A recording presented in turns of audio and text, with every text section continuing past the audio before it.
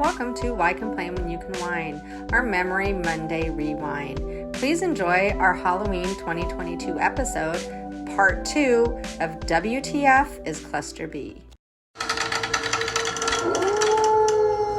Welcome to the Halloween episode of our podcast. Hope you enjoy. Welcome to Why Complain When You Can Whine, making sense of the senseless, 3 professional women attempting to make sense of the toxic nonsense while drinking wine. I am Dr. Jody Lorman, Psych Dr. J, Jody, any and all of the above. I am a licensed clinical psychologist in the state of California, and this is solely for entertainment purposes only. Obviously, after you hear it, you'll know that. With a little bit of psychoeducation, there is no therapeutic relationship intended or implied or given. This is our Halloween episode, and in honor of our Halloween episode, I am wearing my Halloween candy cane Disney ears. Woo! And my orange and black. And I am drinking Apothic Red Winemaker Blend. I didn't have my Dearly Beloved because I like the sugar skull on it, but I thought this was very Halloweenish also because it's, kind of cool. And I have 2 glasses. I have the Drink Up Witches. I'm not going to drink both of them. Nice. And I have Witches Gotta Stick Together. Ooh, I love that one. I'm going to use the Witches Gotta Stick Together. Hell yes. This is mine. And now on to you, Heather. I'm Heather. I'm a licensed professional counselor in Colorado. I'm also a domestic violence survivor. I am drinking Apothic also, but I'm drinking the dark. Ooh. Yeah, it's very Halloweeny too. And then my wine glass is this masterpiece. Love. I love it. And it says, something wicked this way comes. Very nice. Hello, I'm Ashley Paige. I am the founder of Loving Single. I am a DV and SA survivor, single mom.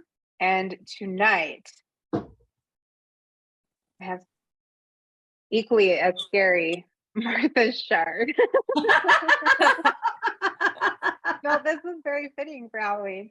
And then I'm so excited because I am quite obsessed with this wine glass. It's a little lady Frankenstein. I know. This is Frankenstein. She's going to be drinking with me tonight. Love it. And I'm pouring heavy tonight. Ladies, because it's been that kind of week. It has. Oh my God. I haven't really eaten today. Just letting y'all know. We're in for a surprise. Heavy pour. We're having a good time. It's Friday. Cheers.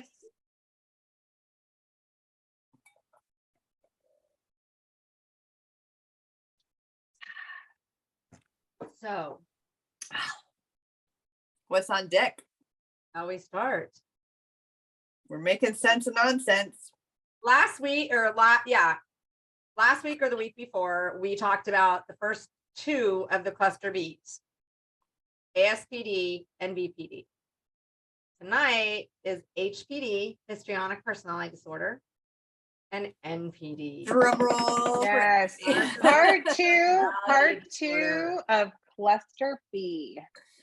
And let me tell you, Narcissistic Personality Disorder is going to be the vast majority of what we talk about. When it comes to HPD, Histrionic Personality Disorder, people don't really know a lot about it. You don't really hear a lot about it. HPD, this is just my opinion. This is not a scientific thing, but in my opinion, HPD, Histrionic, is one of those personality disorders, whereas narcissist and borderline and ASPD are kind of, they want to, in some ways, they have disregard for people, no empathy and all of that. HPD is one of the ones where you're just like, fucking obnoxious, Mhm. annoying. They want to be the center of attention. Me. It's always about me, whether it is good or bad. They want to be the center of attention. And let me read a little bit about it briefly. A pervasive pattern of excessive emotionality and attention seeking, beginning in early adulthood. They are uncomfortable in situations where they are not the center of attention. They will often be inappropriately sexually provocative or just plain old provocative. Anything to get attention. Displays rapid shifting and shallow expression of emotions, consistently uses physical appearance to draw attention, has a style of speech that's excessively impressionistic and lacking in detail, shows self-dramatization, theatricality, and exaggerated expressions of emotions, is suggestible, easily influenced by others, and they consider relationships to be more intimate than they actually are. Those are the people that, I guess, the one of the easiest ways for me to describe it. Amber Heard was diagnosed with NPD and HPD. I'm sorry, BPD. BPD and HPD. And I think it was the BPD that really got her into the most of her problems, not the HPD. But those would be the people, if we, this is not one person in particular, but a social media influencer or someone on TikTok who is what people call a clout chaser. They're just out there chasing clout, grabbing onto anybody's coattails. If their views drop, they'll post something very like shock producing, or just like something to get views, to draw the attention back to them. If somebody else is going through drama on social media and they've never even interacted with this person before, all of a sudden they'll do videos analyzing it, making it about them and how this relates to them, and it kind of changes to be about them. And Ashley, I think I showed you, I think Heather, I sent it to you too, a video where an example of somebody doing that, taking an incident that happened a couple years ago on TikTok to a creator, and instead of discussing what happened to that creator, they discussed the creator, but then how it applied to, this is what's going on with me now. And it's like, no one cares. No one really cares. It's not really relevant. You're just doing it to get the attention by using this creator to get people drawn to you, to make it about you. So that would be, I'm not saying that is exactly histrionic, that person, but that would be a trait of histrionic personality disorder. Heather. It's a good example. I'm also kind of fascinated by, I don't see histrionic a lot in my work. But I'm always sort of fascinated by like the melodramatic expression of emotion versus the shallow like experience of emotion that they have. Melodramatic's a good word. Yeah, that's a good word. Yeah, and so you got to think like, yes, you could take like a TikTok creator example, a clout chaser example, and say, okay, that looks like histrionic, and then you have to multiply it a little bit, right? And then you have to expand it out to, this is how they are in every aspect of their life, not just on social media, not just on Instagram or TikTok. So they're at work making big dramatic scenes about everything, being really, really, really, really uncomfortable if they're not the center all the time of attention all the time. And in a delusional, like there's a delusional kind of thing that goes across all of cluster B. They're not really living in reality most of the time.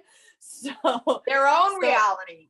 Yeah, their reality is very different from what reality actually is. So their main delusion in histrionic is, like for narcissistic, it's like this self-importance. And in histrionic, it's their relationship with others as being more intimate than they actually are. It's like they really believe they have connections and closeness with people, some are like people they've never even met.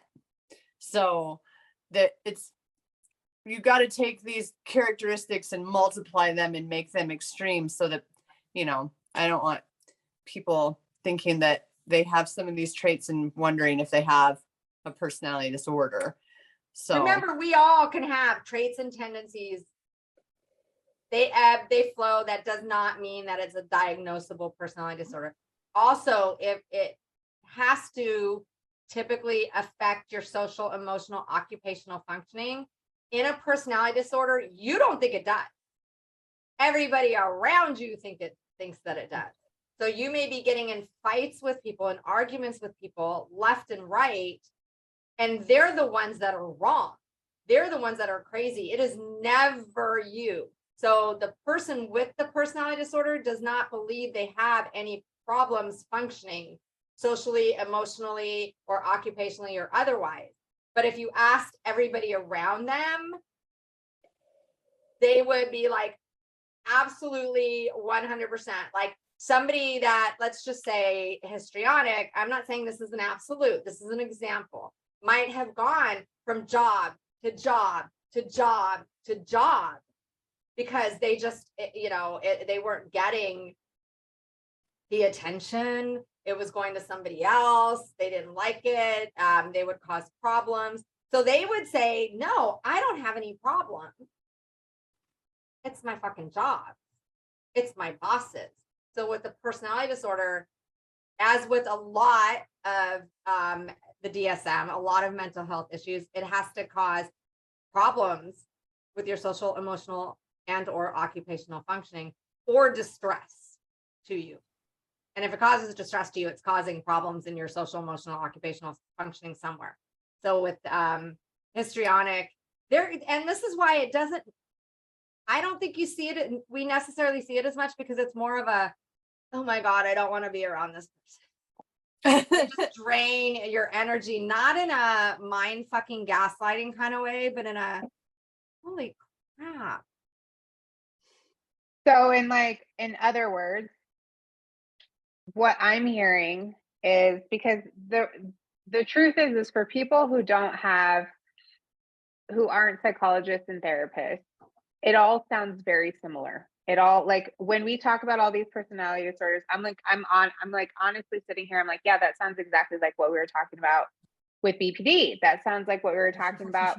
Like ASPD is it's a little bit more as far as like their criminal history and their violence and things like that. But BPD, narcissism, and histrionic, they're all very similar. So what I'm hearing is when we're talking about histrionic, if we were to define a personality styling to the extreme, it would be the drama queen. yes. So I just want to make sure that we're breaking it down in a very simplistic way. So people who have no clue and they're thinking like they're listening to these episodes and they're like, oh my God, they all sound the same. Like, how do I tell the difference? Histrionic is like the drama queen. So whereas like narcissism, and we'll get into that, is very self-important as far as they don't really give a fuck who they step on and who they hurt and who they take advantage of. And they don't really care about the status of their relationships as far as they're furthering themselves. Histrionic is more of not so much self-importance, but relational importance as far as placing themselves as everyone needs me. And my value in these relationships is irreplaceable, and like very much like the self-importance inside of relationships rather than outside of within narcissism. Is that kind of a good? I think with ASPD, you think of criminal. And I'm not saying that, I'm just saying if you want to kind of match ASPD, criminal, BPD, attachment issues and abandonment issues. Push you away, pull you back. Push you away, pull you back. Push you away, pull you back. Histrionic is, look at me. Why aren't you looking at me? Why is this not about me? Drama queen, and you just kind of go, I can't handle this person. And it's also like a bunch of like one-upping, isn't it, with histrionic? Like, no matter what I have to say, you have a bigger story, you have a bigger trauma, you have a better relationship, you have a better connection, you have a better experience, you have a worse experience. Like, no matter what I have to say, you're going to outdo me. 100%. I have a friend, and I'm not saying she's histrionic by any means, but this would be an example. No matter what, everything is better or everything is worse. She is one of those people. However, one time my son was molested and I told her, and she literally said, I don't know what to say about that. Shallow. And I was like, yeah, you don't, because you can't one up that and you can't one worse that. So you're stuck in, oh, wow, that you win the contest, and it's not a contest, but that's what a histrionic person that's like, there's one person in this world that has it. If they say, somebody has it worse, there's always someone that has it worse than you. There's over 7 billion people in this world. So that means that there's one person that's really fucked, because there's got to be that person that's the worst. That would be the histrionic. Well, that's me. No one has it worse than me. But, I got an inheritance. And so I'm buying a yacht. It's 50 foot. Well, no one has it worse than me, but I have a 51-foot yacht. Mm-hmm. Like, wait, what? How do you, again, same friend was talking about how they had to pay hundreds of thousands of dollars to the IRS because they make so much money, and then turned around and talked about how they needed free lunches for school. It's like, but why? If you make that much money, why do you need free lunches? Well, because we don't make that much money. Okay, do you or don't you? It all depends on what the if the discussion is how much everybody makes, then they got to make more. If it's how much everybody doesn't make, then they got to make less. So yes, it is the one upping or the one downing. Whatever's going to get them the, I broke my arm. I broke it in 5 places. And my shoulder.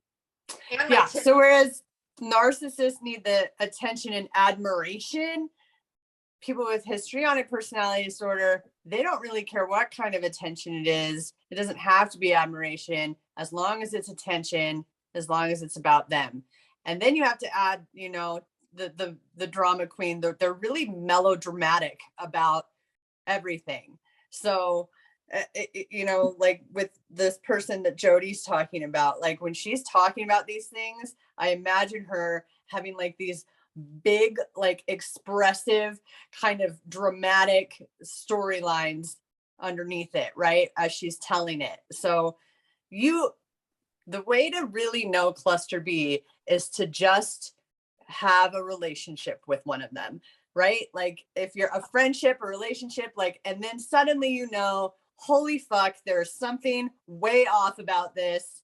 This person is not okay. And so I think that's why it's easier for clinicians sometimes, because we have to encounter these people on such more of a regular basis if they're accessing mental health. And so after enough interactions with the different types of personalities, you just sort of like feel something internally happening with you, and you're like, I know what this is. So, and I think it's really difficult to remain in a relationship with a borderline, to remain in a relationship with a narcissist.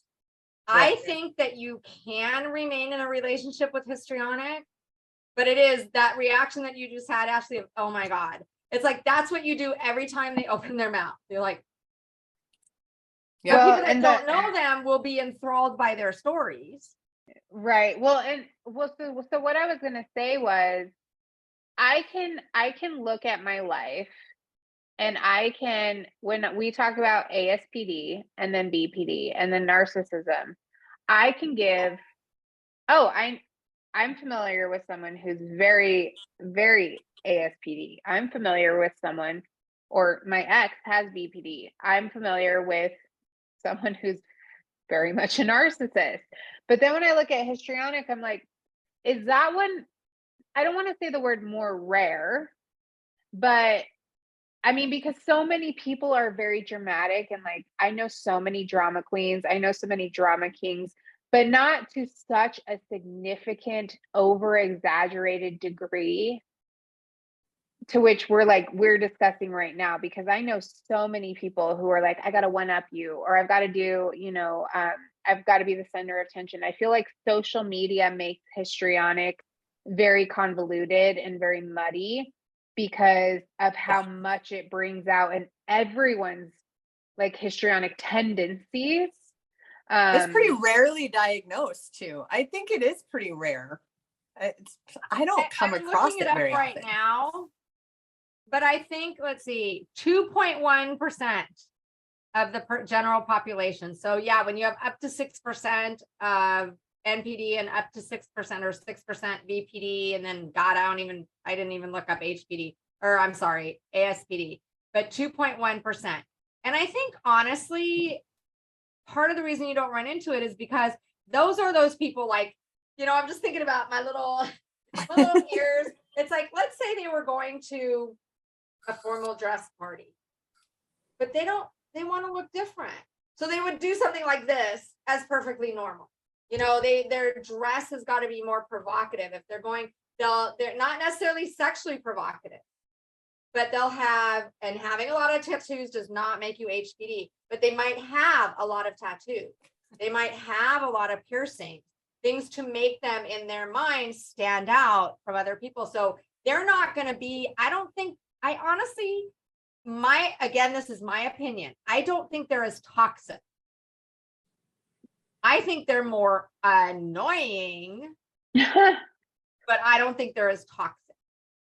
Yeah, because I feel like there's such a fine line between histrionic and self-discovery, right? Like, I mean, I could be wrong, but like, how many times like people are like, I don't want to fit in, I want to stand out, or like I'm, discovering myself, or I want to be different.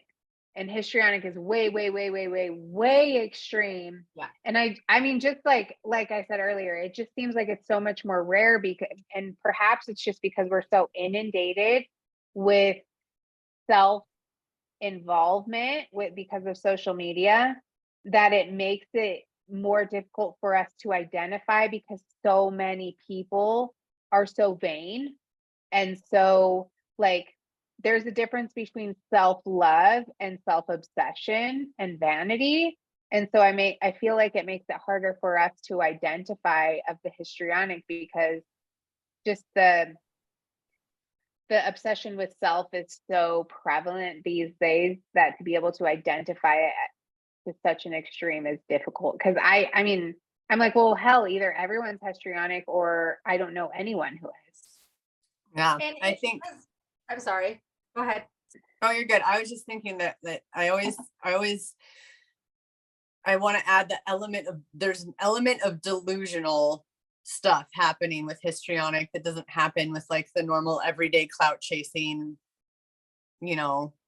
self-seeker in the world. Like there's an element in their dramatization of everything that is not reality based. And that's what makes it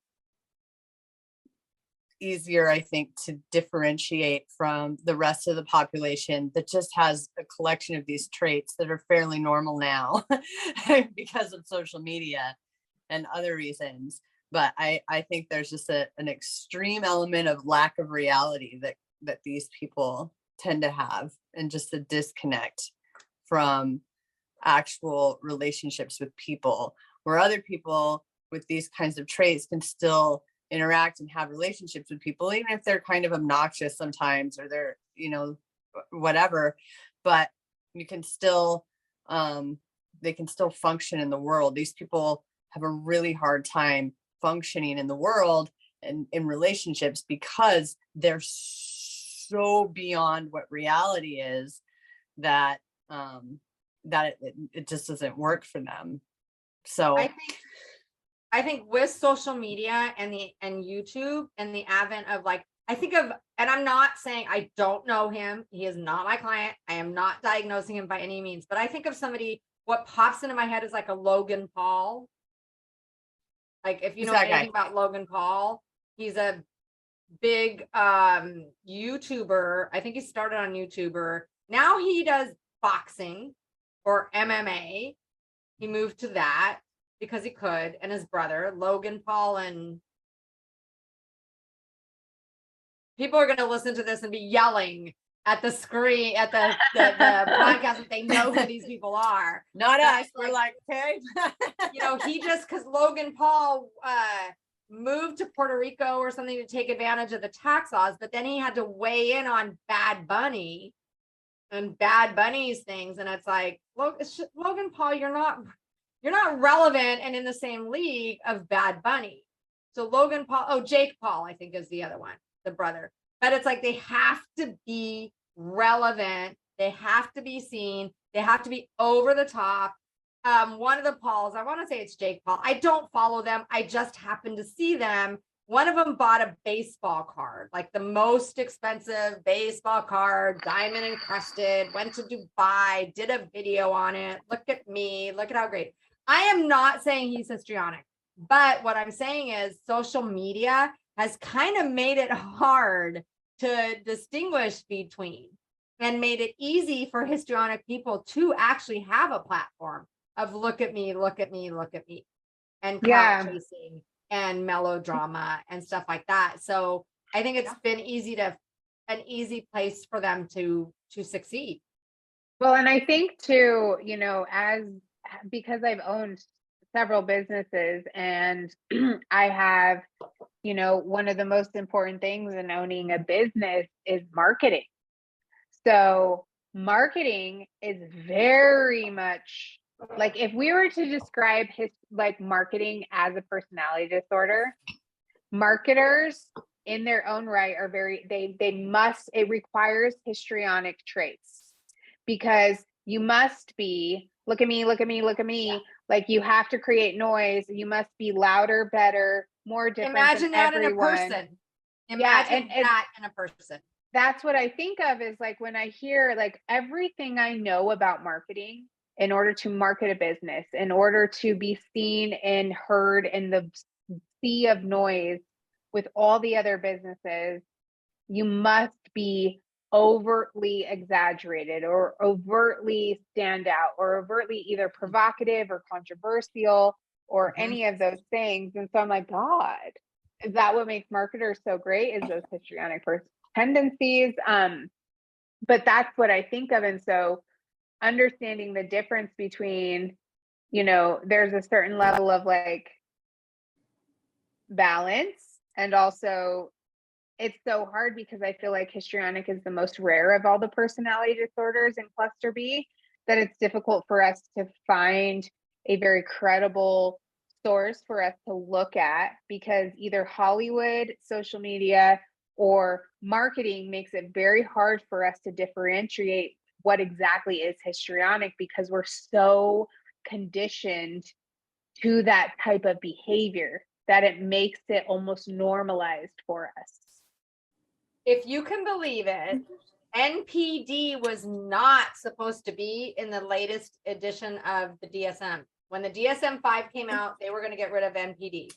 Yep. NPD is far more common by 4%, which might not seem like a lot, but far more common by 4% than HPD. NPD is fucking dangerous, and HPD really isn't. I think with the advent of social media, HPD has a home.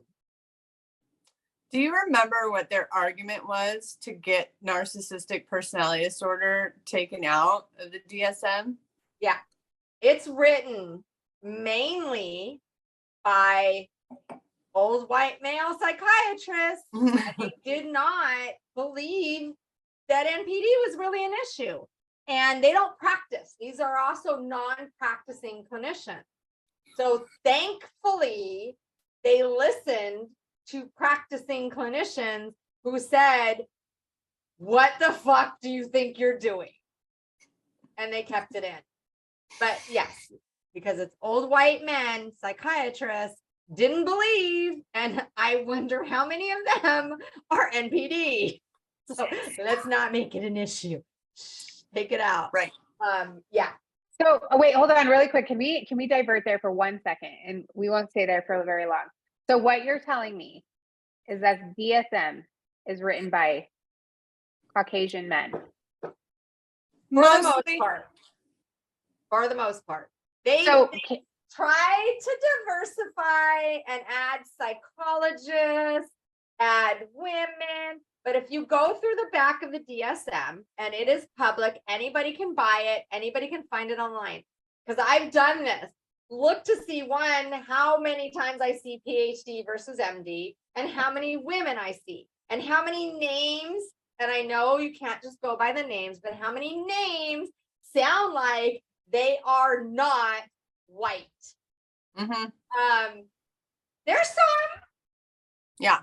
The DSM is not the fucking Bible. I know some people, want to be like, in the DSM, it says X, Y, and Z. What I would like everyone, and Jody knows this, but I would like everyone to know is that this book has evolved and is always evolving because mental health and psych disorders are always changing and evolving in terms of what is considered normal versus abnormal. Research studies that are, done on more varieties of people and, and getting more data. Things, homosexuality was not a personality disorder, but was it its own disorder years and years ago. So it's changed and evolved with the times because that's what people do. So I think in the future, personality disorders in cluster B especially aren't going to look the same either. I think because I don't look at them as boxes hardly anymore. I sort of see everything because I work in criminal justice and I see a lot of people with cluster B traits who are really problematic. They're more on like a spectrum to me. So I know they've been talking about putting the personality disorders more on like a spectrum. Like you have like this amount of this trait or whatever, or these traits. And therefore, you're X amount of a problem to your life. But I see, I'm gonna agree, slightly disagree in the sense of it is the Bible of mental health diagnosing. However, it is open to interpretation and it shouldn't be taken verbatim. Like you can say this is the criteria, but it does not tell you how that criteria manifests, what that criteria looks like. So if you just look and go, well, the criteria says it must be this. It's like, but this can look like that. This can look like this. This can look like that. So you have to not take it. You have to take it at face value. And that's why I tell people, if you are not a mental health professional, feel free to look at the DSM.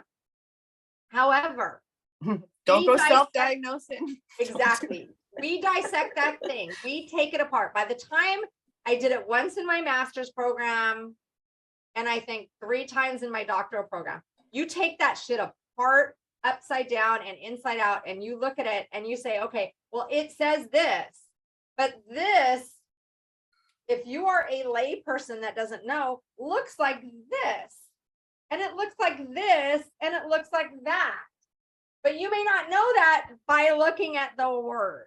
So yes, it's the Bible for diagnosing, but it's not just like the Bible in general. Everybody interprets it. How many different interpretations of the Bible are there? So there's different, so you read this and you say, okay, this behavior falls under this. Now, a lay person may not know that, but a trained mental health professional does. Or in women, this is how this behavior looks. In men, this is how this behavior looks. A trained professional hopefully will know that distinction. there are sadly a lot of professionals that don't differentiate between how something manifests in women, hence the term hysteria back in the 20s.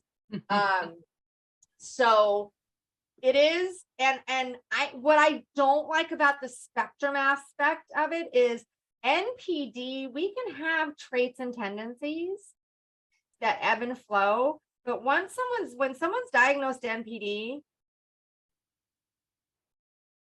I mean, I know people with traits and tendencies, and I know people with. And the people with traits and tendencies are a lot different than the people with. And as far as the spectrum goes for NPD, they're all fucking dangerous. I think that that's an excellent like segue into NPD, because I think the reality is HPD is so rare, and I think that the one thing that people want to know the most about right now is NPD. And I think that it's every single person that I know knows someone that they think either has, one, been diagnosed with NPD, or two, has NPD. So let's talk about NPD, because we could talk about this for the rest of our lives. Yeah. Can I tell you what NPD is not? NPD is not someone who is egocentric, full of themselves, an asshole who thinks they're better than everybody else, and is in love with themselves, if you will. That's narcissism. That's a narcissist. That is not NPD. They are not the same. Right. So you can have someone who is like, damn, you love yourself way too much, don't you? They can be a narcissist, as whatever, Narcissa or whatever, if you go back to the fable. No, not a fable, whatever it's called. I know people are listening to this podcast going, oh my God, she doesn't know anything. It's wine, people. We're not working right now. We're just yapping and drinking. I don't have to be right all the time. But NPD, Narcissistic Personality Disorder, those people, a narcissist is just annoying. An asshole is an asshole. But an NPD, a diagnosed or diagnosable, because they only go to therapy to prove that everybody else is crazy and not them. So most people go to therapy. So a diagnosable NPD, they're dangerous. They're dangerous, and they're really quite exhausting to work. Okay, so let's break that down. Let's break that down for 1 second, because I want to stop there, because I know that there are some listeners that are like, what the fuck? You just said they're a narcissist. A narcissist is different than an NPD. Now, for myself, when I'm creating content, I talk about narcissistic people versus NPD, a truly diagnosed DX narcissist. So when I'm like, damn, you're very narcissistic, like I myself am even careful calling someone, being like, he's a narcissist, she's a narcissist, but being like, you're very narcissistic. Full of themselves, egocentric, that kind of narcissist. Yes. Okay. Yeah. And I'm really glad you make that distinction, because it's really important. Mm-hmm. Yeah, because it is truly, truly different, because I can be very extremely narcissistic when you put me in specific settings. And when you catch me on the right day talking about the right thing, or when, for example, I'm a very different human creature when I'm mooning versus when I'm just myself, like when I'm not hormonal. So there will be different traits that are brought out of me. So I want to make sure that we're making that distinction.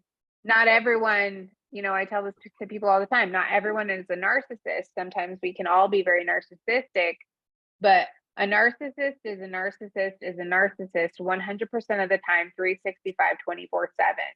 And it's not an ebb and flow. This is who they are in their DNA. And I don't want to be like obnoxious about it, but no. And that's true for all the cluster B. It's who they are in their DNA, right? It's not just a trait. So and the thing with NPD is they can be very successful. yeah, They can be they can be good CEOs. traits to have to get by in the world. Yeah. They can be presidents. They can be CEOs. And have been and are. Mm-hmm. Because they have no qualms about fucking over and stepping on people to get to what they need and what they want. So within that space, right, I know that I've had several conversations with a human being that we all know and are currently dealing with, Picasso, that, you know, gonna drink to that. We all needed a sip of wine for that. Sorry. I hate to say this, but let's talk about this for a second. And I don't want to say this, but to a degree, as much pain as the narcissist causes us, when we talk about how successful they are, the world would not be the world that we live in. And although in many ways I don't like the world that we live in, but there are lots of narcissists that hold high positions in certain places. For example, surgeons. There are some surgeons that, I mean, listen, and if you're an ER doctor or something, and you have very little attachment and you just get the job done. And I mean, like, there's a reason I'm not a nurse. There's a reason I'm not a doctor. There's a reason I'm not a coroner, because my empathy is too high to handle that level of trauma and that level of horrific experience. So to a degree, narcissists are required in society. Is that true? Or am I completely false in that? They have conquered worlds, right? Like they serve a purpose, right? I mean, to a degree. They have served a purpose and don't really understand why, and don't believe that there is a problem with being the way they are. And then they try to have human relationships with people. That's where we fall short, yeah, right? Yeah. And here's the thing with NPD, and I'm not going to read the criteria, but I did a video that said NPD, they're all abusive. And I got reamed by those who don't know NPD. And I said, it's in the DSM. So here's the thing about NPD is they gaslight, they mind fuck, they lie, they demean, they devalue. All of those things are emotionally and mentally abusive. And here's one thing that if you read, this is another thing that lay people don't understand. You need to read everything that goes beyond the criteria. You need to read the diagnostic features. You need to read the associated features. The diagnostic features, this I do want to read. Individuals with narcissistic personality believe that they are superior, special, or unique and expect others to recognize them as such. And if you don't, they can become furious. I'm sorry, it's so funny to me. Gosh, it sounds familiar. I mean, but here's why it's so funny. If you do not recognize me as your superior, as a woman, as not only as a woman, but as a minority woman, when I hear that, I hate to be so generalizing, but I think of almost every man I've ever met. Yeah. And multiply I feel like the old narcissists, true NPDs, are so valuable when it comes to furthering not society, but as far as like in the workforce, in technology, because they're so self-involved and they're so into furthering technology and all of these things. But when it comes to human relationships, all they do is fuck shit up. Oh, always. All they do is hurt people. All they do is take advantage of them. All they do is abuse. So when it comes to furthering society, furthering technology, getting shit done and getting shit handled, conquering things and all that stuff. Right. They're very proficient at that. But when it comes to matters of the heart, all they do is break it. All they do is fuck it up.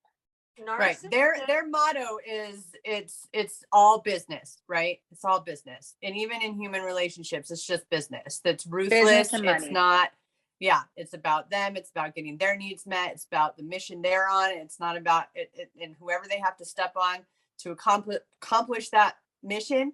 It's just business. Don't cry about it, bitch. And they just, that's how they treat everyone in their lives. Narcissistic personality disorder, they are very self-loathing. Very self-loathing.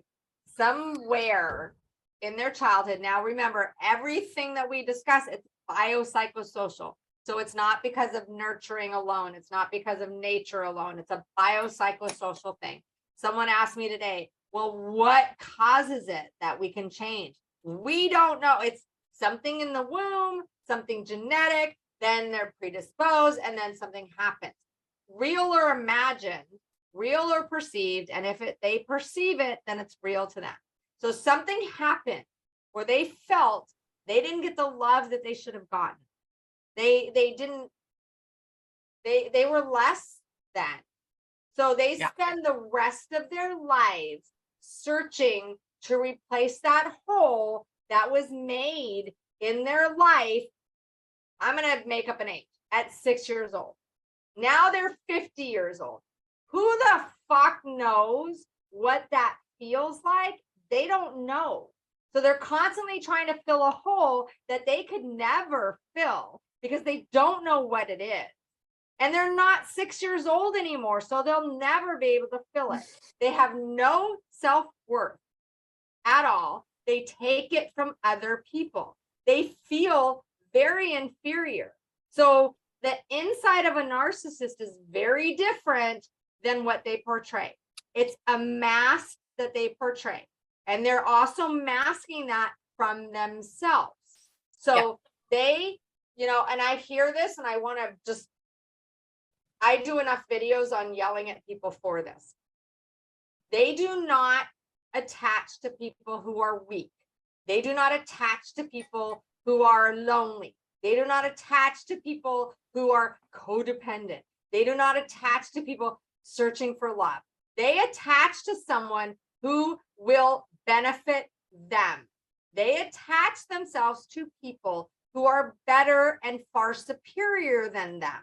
Because if you're down here and you cannot bring people down, you're going to attach yourself to bring yourself up. If I am surrounded by someone who is better than me in stature and professional stature, personal stature, financial stature, looks, academics, any of that, then I am superior as well. Yeah. So basically what they're doing, I have a couple of things. So basically what they're doing is they attach themselves to people who have the things, are the things that they feel like they're lacking in order to use those people as stepping stones to get to where they want to go. Yes and no. They use it to fill their feelings of inferiority. If I can surround myself by someone who's beautiful, by people who are beautiful, then I'm beautiful. If I can surround myself with, look at like my ex, I'm with a doctor. I'm with a doctor and all her doctor friends. So I must be of the same level. Because why else would they want to be with me? I was going to add, until they realize that we are not just doctors and therapists and like strong, amazing people 100% of the time, until they realize that we're actually kind of flawed human beings ourselves. And then that whole idealization, like they attach to us because they want to fill that need.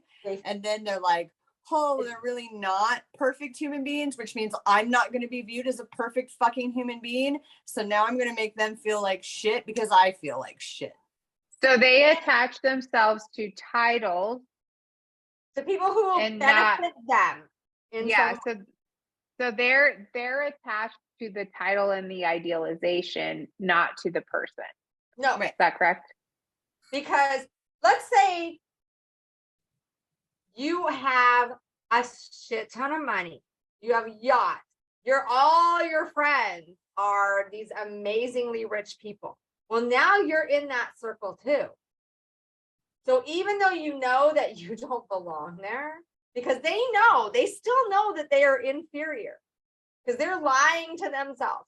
So if you know, but look at, I am surrounded, Instagram, look at, I am in San Tropez with all of these people.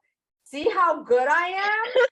But it doesn't fill that hole that was made at 6 years old. So eventually it's like, well, fuck this shit. You're worthless. Everything.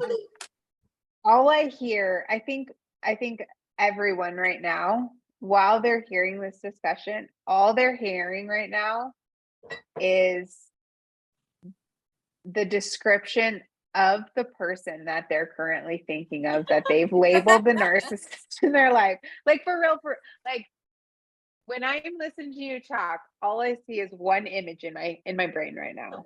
Someone, yeah. Mm-hmm. My ex used to say, and this is funny because he is number one in seniority at the institution. And that is him. When he puts on his uniform, he literally changes his stature, his demeanor, everything. Because now he is number one. Now, when we were together, one of his nemesis at the prison was dating a social worker. So how do you think he felt? Oh, he's only dating a social worker. Literally, he said this. He's dating a social worker. I'm dating a doctor. And it's like, wow. I mean, I thought it was funny, but it's like, yeah, they're the prom princess and prince, and we're the prom king and queen. But that's exactly it. It's like, look at that guy. He's only got a social worker. I got myself a doctor. That's that. It doesn't matter that it was me. It mattered that it was a doctor. That's how sad it is. And we sadly, and I want to strangle victim blamers. It is easy. Anybody can be duped by NPD because they're good. They've had a lifetime of perfecting their mask. And they will listen to you when they meet you, when they court you, for lack of a better word. They're listening. Probably the only time in the relationship they're truly listening. And they're listening to you to say, for example, my husband passed away. And I remember I said to my ex, my husband was my emotional rock. Even if, if the guardrail on a mountain road, it's not really going to help you not from falling off the mountain, but you feel safer with it there. That was my husband. He was my guardrail. And I remember my ex saying, I want to be that for you. Now, it wasn't odd because we had gone out, a few times. So we were starting to get serious. So it wasn't odd to hear that. I want to be that rock for you. I didn't know at the time that that's his pull of I'm such a good person. And in between saying I'm going to be that rock for you, he's also would say, oh my God, I'm a piece of shit. And I'd be like, how are you a piece of shit? You're so good. Look at what you've done. Look at the kind things that you have done for me, basically.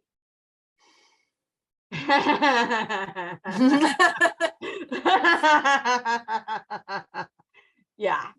So they reel you in by being good enough, not too good to be true, but good enough that you're like, wow, this is what I'm looking for. And then they slowly, like they might be a half hour late to your first date, And you're like, fuck, but they have an excuse. And so you're like, okay, you know, this, some people have time management problems, but She's actually talking about the initiation of the trauma bond, y'all. Pay attention. but what they're doing is, this is a form of control. This is a form of seeing what you're going to tolerate. Yes. Yes. Here comes your trauma bond. So let's just stop right there. So for a moment, let's interject about, so the narcissist, their priorities are, one, I would say, this is what I would say based on my experience with the narcissist, is their number one priority is to be in control. Yep. To be in control of the circumstances And of you. the people, the outcome, and the narrative.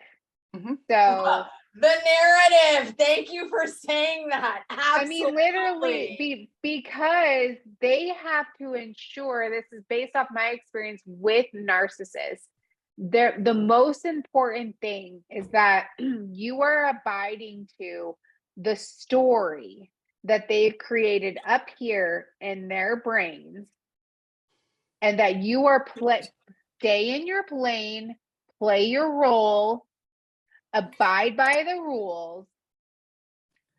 I don't need your opinion. Do what I say or get the fuck out of here. That is the thing. And then so for most of us, we just want to be chosen so badly that we're like, okay. But that's the thing, is their control of the situation, the person, the narrative, and the outcome. Because is it because they feel so out of control that their 6-year-old, 2-year-old, 5-year-old self is so out of control that now in their adulthood, that the only thing they care about is micromanagement, the control of every single piece and every single item. And if you step out of line, I'm going to discard you and find someone who will stay in their position and will stay in their role. That's how they get their needs met. It's just how they get that need met. And then it's that belief, that delusional kind of belief that they actually are superior to everybody else, that they are smarter than everybody else. And whether or not that's reality doesn't matter to them. They actually, like, there's that wounded child in there somewhere, right? But as adults, these people are really, really exploitive and abusive in the way that they have built an entire human being around getting their needs met in the most maladaptive fucking way possible, which is by hurting other people. And that's not about taking care of their little inner child anymore, because they absolutely don't even give a fuck about that anymore, because now they really have built a personality that believes they're superior to everybody else, if that makes sense. Like, these aren't people that have the ability to have the insight that there is a wound to even have worked on, that need is getting met. They've built a whole life around, nobody's gonna fucking meet my needs, so I'm gonna make everybody meet my needs. Well, and that's one thing, Ashley, that I do want to correct, is because you said we want to be loved so bad. Again, to me, that sounds like it makes it our fault. And I know that's not what you mean, but that sounds to me like we want to be loved so bad, so we believe it. And I think what you're saying, what they do is they make such a bond with us. We bond with them, that when because they don't blast their NPD in the beginning, and we grow attached to them, so that when the NPD starts to come out, we've fallen in love with these people. And it's not that we want to be loved so bad, it's that we thought that this was an actual true real. Got a glimpse of this great relationship, this great potential. Where is it? If if they would stop lying, if they would stop doing this, we can have that potential that I saw in the beginning. So it's not that we want to be loved so bad, it's that we want that potential that we saw, that they gave to us. Where did it go? Well, so I'll be, yes, I agree with you, but I'm going to be super fucking honest. Loved. Who doesn't? I'm going to be super fucking honest. I came to a very hard realization with myself that I was absolutely 100% desperate to be loved. I was desperate to be chosen because of my own trauma. I was willing with my ex. I felt, because of my trauma and what I had gone through my childhood, and then being raped as a young teen, like as a teen in college, I was willing to stick it out with him because I felt like all that I want is love. And I can change. I can become what he wants. I can do everything. I would just tell me what to do. Tell me how high to jump. Tell me how low to crawl. But that was after he already got you. That exactly. was after. See, that's what I'm saying. Is don't blame yourself that you got into this desperately wanting love. He had already shown you, and that's what you wanted back. He showed you love in the beginning, didn't he? Oh my God, he worshiped the ground I walked on. And that's what you wanted back. So that's what you were willing to go through hell and high water to get back. Because I know also when my ex and I, before we split up, and he was gonna go with this new supply, and he's like, well, this wasn't working in our relationship. And I'm like, I'll work on it. I'm so embarrassed right now to say this. And I'm embarrassed for myself, but I was like, I'll work on it. What is it that's not happening anymore? Let's get it back. What do I have to do? So it's not that you're desperate for love. I think you were desperate for what they gave you and you wanted it back. Because I think when you say you're desperate for love, that sounds like he picked you up and manipulated you. Well, he manipulated you off the bat, but that you were just this weak. Don't blame yourself is basically what I'm trying to say. Right. He manipulated you. It's not our fault that we got played, but it's certainly relatable to know that when you're vulnerable enough, these are the people that tend to fucking come into your life when you're vulnerable, and it's like they can smell it, and they're like prey off of your vulnerabilities because they listen to you, and you give them your vulnerabilities, not intentionally. You don't pour out your vulnerabilities. Pour out your vulnerabilities. Through the course of a relationship, you open up your heart, you open up your inner secrets, you open up, and then they turn around and weaponize it against you. And you're left with what the fuck? What did I do? Let's get this back. By then you're already bonded to them. Already bonded. That's a trauma bond. So I want to, Ashley, please don't say you were so desperate. Yes, you were desperate to. I was hella desperate, and I'm not blaming myself. You were desperate to get back that love that he gave you in the beginning. If he didn't give you that love, there was that, but I'm not blaming myself. Okay, I'm not.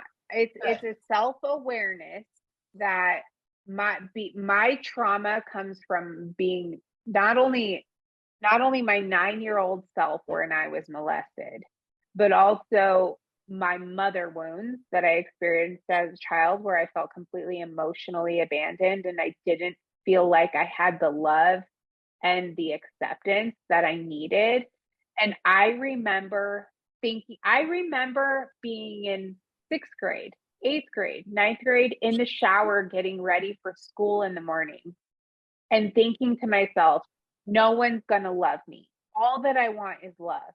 All that I want is to be loved. All that I want is to be accepted, but no one's going to love me. I'm not good enough. Like, I remember the only thing I wanted in my life was to be loved for me.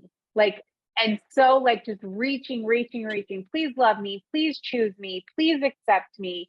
And when I say like I was desperate for love, I truly was, but not to the point where I blame myself, but to the point of me acknowledging that my desperation to be loved and chosen was one of the reasons that I was willing to overlook mistreatment and to betray my own boundaries, not to the point where I will say like, it's your fault, Ashley. Not at all, because my trauma wasn't my fault, but to the point where I would say that like my desperation to be loved by someone else overpowered my ability to love myself, to the point where I was like, no, that's not okay. That's not okay. But remember, Ashley, because I know when my husband passed away, before he passed away, shit happened. And I'll talk about it another time, but it was very traumatizing. So when my ex came along, and after like 6 months, I told him about all the trauma that I went through, and he eventually weaponized that against me. But so it was hard for me to trust and to love and all of that. And he swore this was, never going to happen, on and on and on. So yeah, I get I was desperate to be loved. I was desperate for, if you will, the love that he had showed me in the beginning that was kind of validating, that helped me with the trauma that I went through with my husband, and the potential of, okay, I can have this again. I think that if he didn't show you the love initially, you wouldn't have stayed with this person. But because he showed you love initially, he wrapped you up, he mind fucked you, he gaslit you.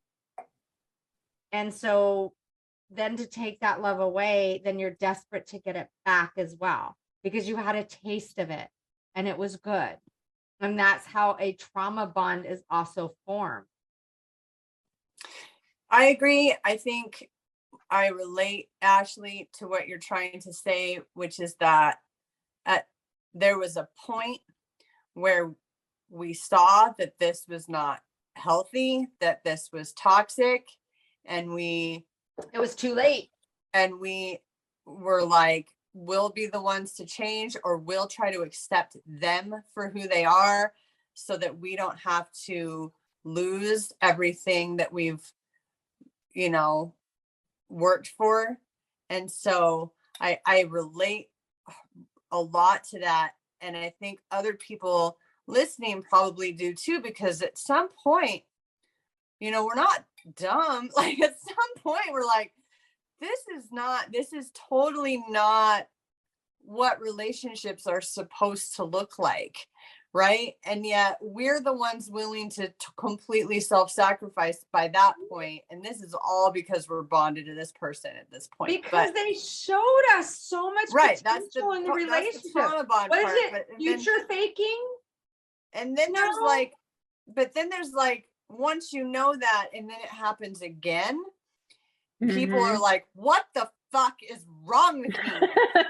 Oh my God. I already went through this one fucking time. I went through this before. Why am I? And I feel like this is happening again, and I'm still letting it happen. And my boundaries are once again being completely eroded bit by bit. And I fucking actually kind of see it happening this time. Yeah. And yet, what the fuck?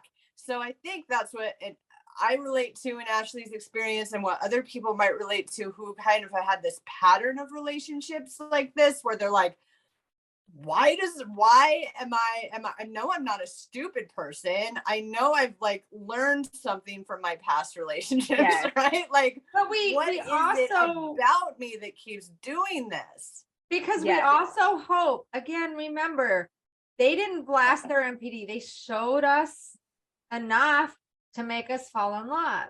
So we keep looking for that, because it's like, well, it was there. It was there. Where did it go? Why isn't it there? Just listen to me. Let me explain, Because again, it's gotta be, sadly, we think this, it's gotta be something, even though we maybe logically know this, we don't, it's gotta be something that I did.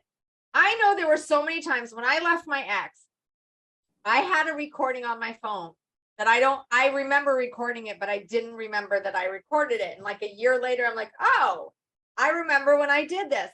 We were having a heated discussion and then the whole thing, I'm listening to it, a year later going, what the fuck was I thinking?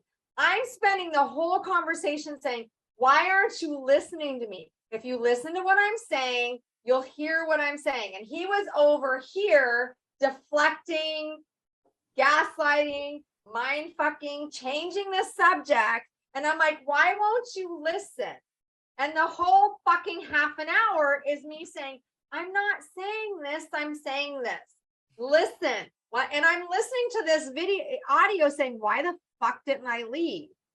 Why didn't I walk away when he said, well, I'm not discussing this and you can leave? And I'm like, why won't you discuss it? If we just sat and talked, I'm sure we could come to some sort of agreement.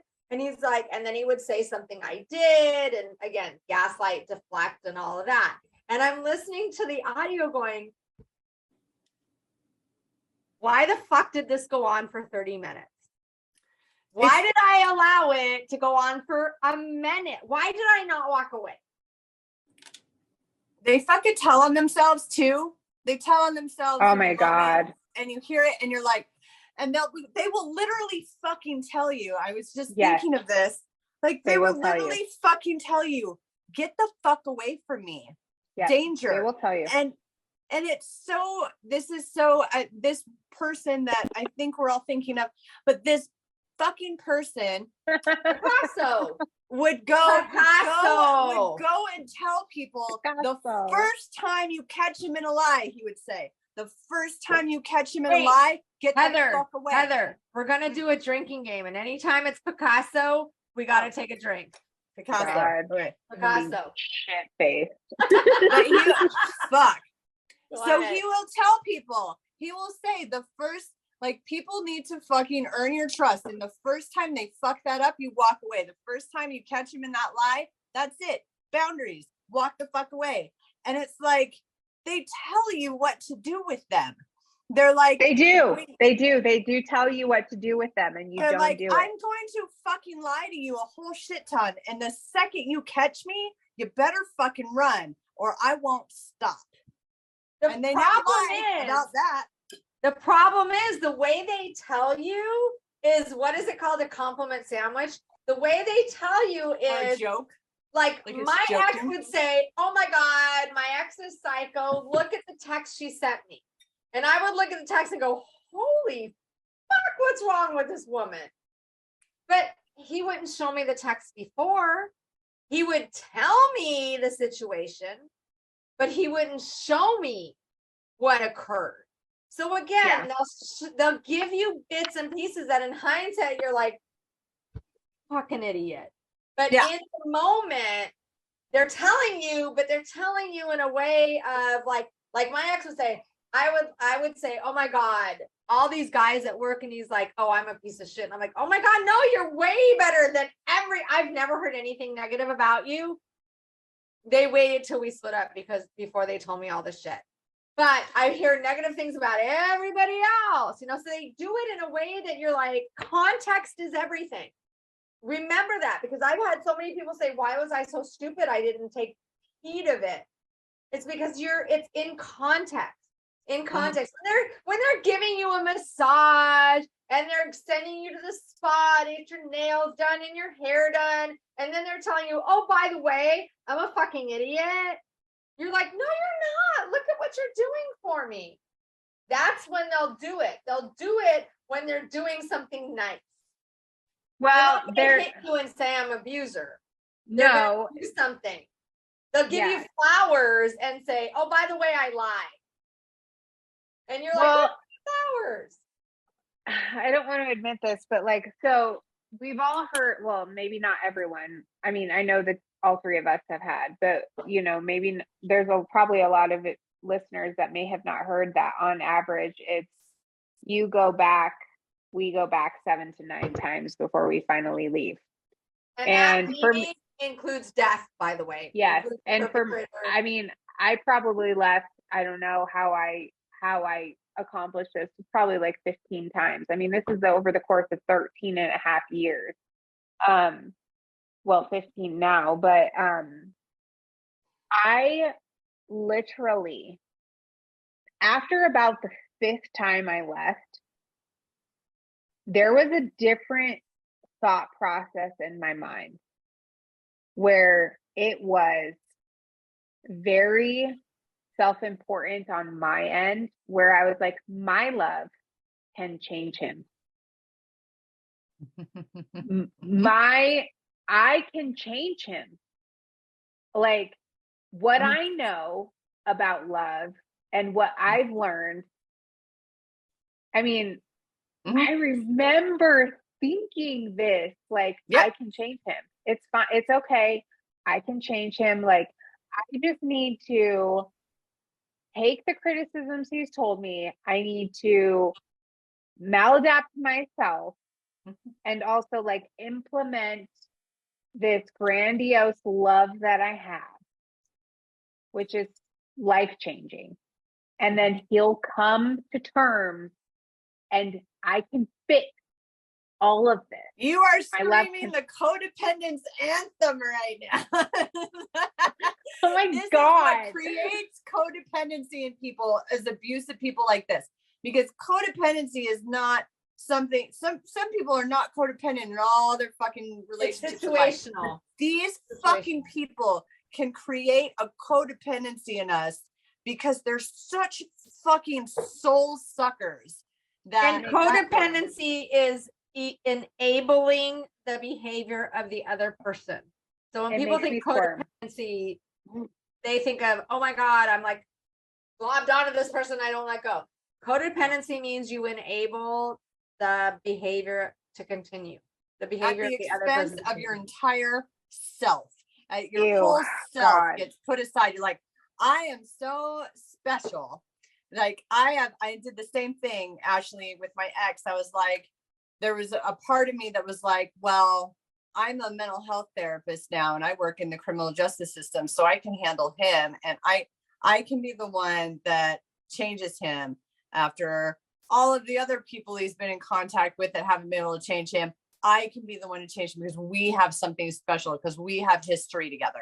And I can adapt and learn to cope with everything because that's what I do at work, right? So I can do it in my romantic relationships too. It was like a whole other level of I will. And at one point I was like, I will let him be himself, which is an abusive, drug addict piece of shit. As long as I don't have to lose him. Oh my God. I will let him be, and I will cope and adjust. And that will be what ultimately changes him, is my acceptance of him as he is. And your whole self gets put in the shitter. And you're like, oh, bye self. And no boundaries anymore. Bye self. Yeah, it's so exactly what I went through with my ex. It is the codependence anthem to do stuff like that, especially with addiction, with people who are addicts, like, because you want to regain some control, right? They can be so unpredictable, they can be so out of control that you, in an attempt to regain control of your life, you kind of do become a controlling person, right? Like, oh my God, and you do it in the name. The difference is you're not controlling in the name of like getting your abuse needs met and abusing other people. You're controlling it, and because you care about this person, you're trying to fix them. Like, I will fix you. And it's all pretty delusional when I look back at it, because it's like, are you serious? That's how you already know that's how that codependent shit works, and yet you walked right into it. And part of what got me out, like the 4th time, because it took me 4 or 5 times leaving, or being discarded, one of the two. And I remember one of the times that we broke up was because I finally read the book Codependent No More, because I finally was like, I feel what this is. Like, I know I'm being a codependent piece of shit right now. So I read that book and I was like, and he was watching me read this book and he was like, oh shit, like she's coming to her senses, and would start these huge fights, and then eventually it would end in some discard, either me kicking him out or him leaving me for some other woman, whatever that he was already cheating on me with. Anyway, so yeah. I was so proud of myself. Now I'm just so humiliated, but I was so proud of myself because I got him to communicate, because he would never communicate appropriately. And I taught him appropriate communication. You're like, Fucker knew what he was doing. yes. He could communicate. He's Oh my God. There's so manipulative. He played the shucks, I'm just dummy, like really good, really well. Yes. Yes. And okay, Picasso. So one more Picasso statement, because I know we have to end soon, but like the warning, like when the big red flag that I chose to ignore there was when I texted what I asked what his sign was. Well, I said, my friend wants to know what your sign is. And his response was literally the street sign that says danger ahead. They fucking tell on themselves. No, I'm sorry. That right there, when we talk about context and people saying, why was I so stupid? Why did I know? If you have no idea and somebody says that, and a non-NPD person can say that, and you're like, that's so funny. But with an NPD person, they're fucking serious. So that's where context is everything. And that's how they dupe us so well. Because they, again, don't say, this is, and they pull something like really bizarre out of their ass that you're like, whoa. They put, danger ahead, and you're like,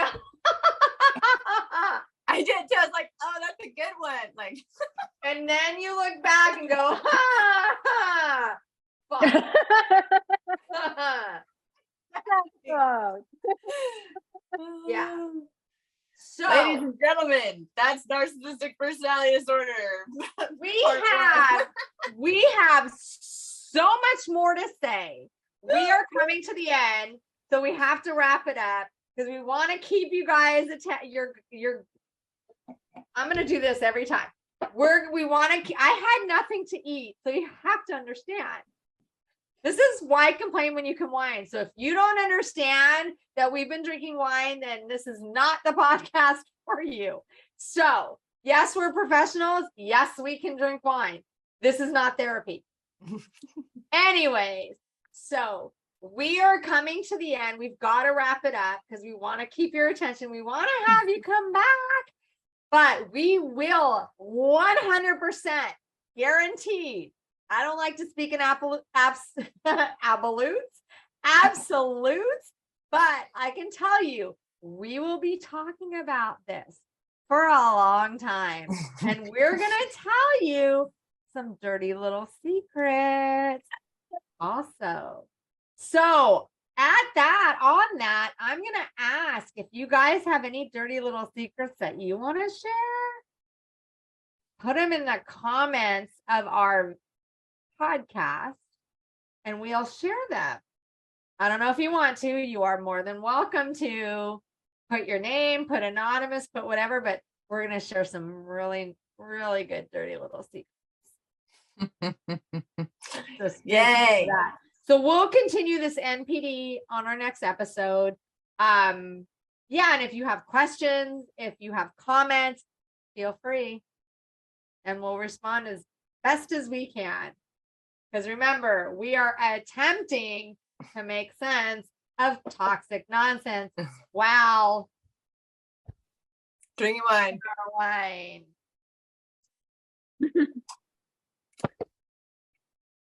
See you next week. Have a happy Halloween. Woohoo! Happy Halloween.